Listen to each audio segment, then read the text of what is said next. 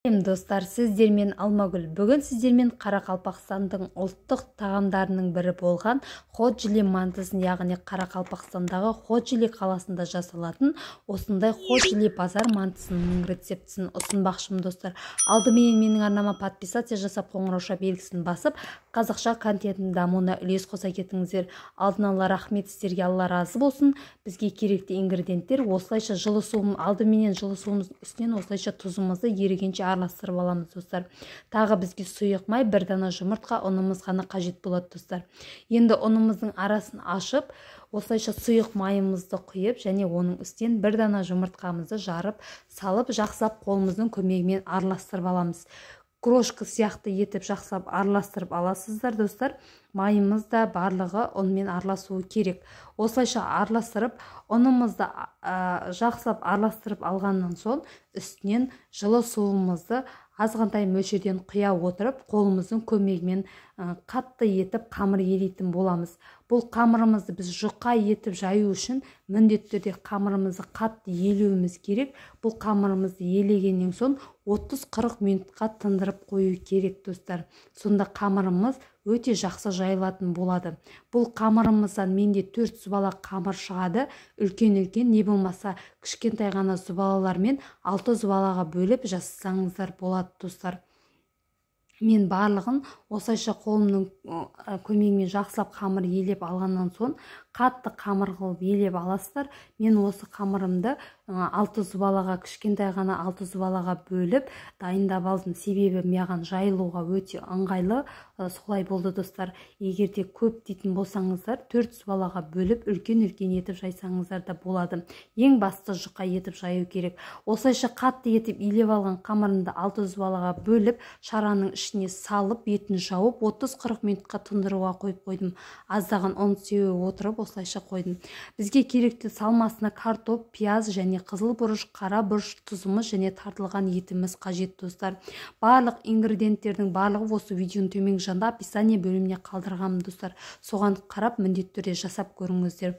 Осылайша картопымызды терканың үлкен жағымен өткізіп аласыздар. Себебі бұл қамырымыз, бұл мантымыз жұқа етіп жайылу үшін, жұқа етіп пісу үшін осылайша жасаған ыңғайлы болды. Осылайша пиязымызды жақсылап ұсақтап турап аласыздар және үстінен тартылған етімізді салып, және оның үстінен қара бұрыш, қызыл бұрыш және тұзымызды салып, жақсылап қолымызбен бір келкі болып шыққанша жақсылап араластырып алатын боламыз.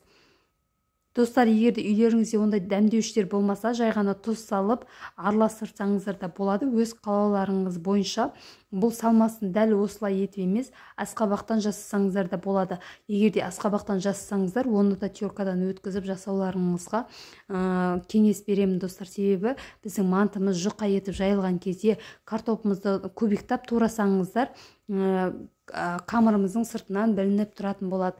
Сондықтан да мен картопымды терканың көмегімен жақсылап теркалап өткізіп алдым және барлығын салып, осылайша қолымның көмегімен араластырып начинкамды дайындап алдым.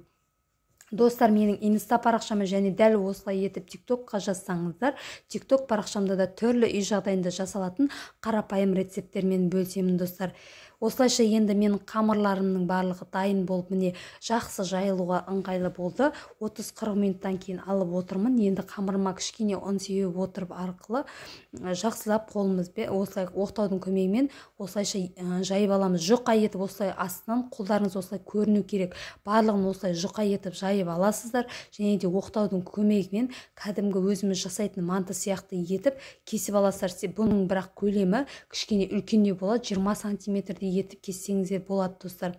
Дәл осылай жұқалықтағы жайылған қамырлар, міне барлығын осылайша жай-жайына жайғастырып, ол енді үстінен начинкамызды жұқа етіп саласыздар. Осылайша жұқа етіп салып, қолымыздың көмегімен кішкене жайып жібереміз. Себебі бұл мантымыз сопақша етіп және де жұқа етіп жайылатын, түйілетін болады достар. Бұл мантымыздың жасалу жолының да ерекшелігі осында, жұқа етіп жаюларыңыз керек достар. Осылайша барлығын енді екі ұштарын қарама-қарсы етіп бір-біріне осылайша жабыстырып аласыздар.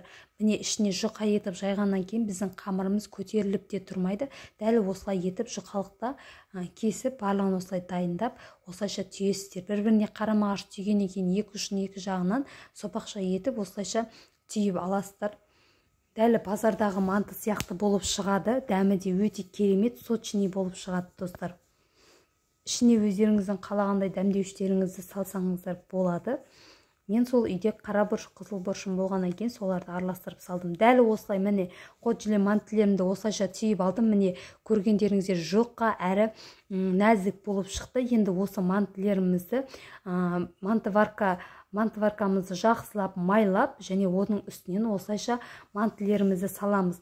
Бұл мантыны салып жатқан кезде бір-бірінің үстіне қойып салсаңыздар болады. Міне дәл осылай етіп саласыздар және арасына аздаған чоткамен май жаға отырып, араларына кішкенеден май жағып жабыстыратын қоятын боласыздар достар. Міне менің көріп тұрғандарыңыздар, міне осылай шет-шетіне май жағып, оның үстінен міне осылайша манты қойып, барлығын осылайша мантываркаға теріп аласыздар. Енді осы мантымызды 40-45 минут шамасында қатты жанып тұрған газымызде қайнаған суға пісіріп алатын боламыз достар. Өте дәмді, керемет болып шығады. Дәмі деген енді өте ерекше болып, сочный болып шықты. Міне мен барлығын теріп, мантыларымды дайындап алдым достар. Міне 45 минуттан кейін міне менің мантыларым уже пісуге дайын. Қалған мантыларымның барлығын осылайша дайындап, кішкене матаның үстіне қойып қойдым достар. Асты жабысып қалмас үшін матаның үстіне қойып алдым. Міне достар, менің ход желе мантылерім дайын, өте керемет болып шықты. Міне мантываркадан алып жатқан кезде де ешқандай да жабыспайды, өте керемет болып шығады достар. Міндетті түрде сіздер жасап көруге кеңес беремін. Достар, менің видеомды соңына дейін қарағандарыңыз үшін сіздерге рахмет.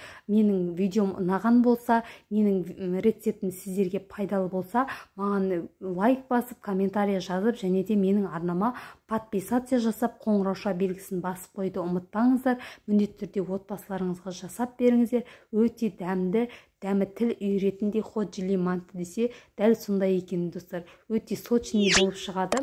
Алдыменен менің арнама подписация жасап, қоңырауша белгісін басып қойыңыздар. Сіздерге Алла разы болсын.